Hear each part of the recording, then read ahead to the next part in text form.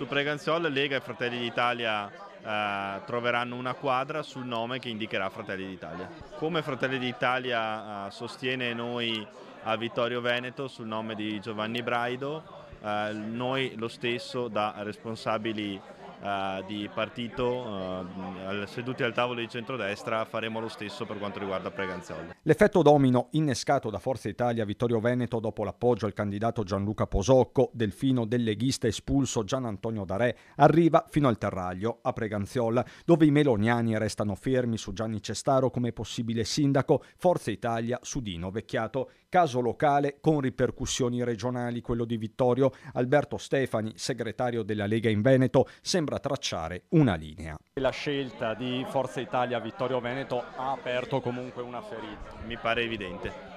Sì, è normale che se due partiti a Vittorio Veneto dopo la fuoriuscita di un partito riescono a tenere salda una coalizione, la stessa coalizione si debba ripetere lì dove possibile negli altri comuni. Intanto ringrazio gli amici e gli alleati della Lega, perché insomma questa è una notizia sicuramente importante. A Paese, dove pure si presenta la candidata unitaria Katia Uberti, le forze di centrodestra non nascondono la polvere sotto il tappeto, le tensioni sono evidenti, con gli azzurri che ricordano il caso di Conegliano quando la Lega corse contro l'attuale sindaco Chiesa, che di Forza Italia è pure coordinatore provinciale. A me spiace che venga detto questo, perché se noi usassimo lo stesso metro che e vuole usare adesso la Lega, per noi la nostra roccaforte era Conegliano. A Conegliano in maniera deliberata si è cercato di affossare il nostro bunker. Noi a Vittorio Veneto siamo rimasti sulle posizioni iniziali, ovvero la candidatura di Gianluca Posocco che c'era stata proposta dalla segreteria regionale. Lì siamo rimasti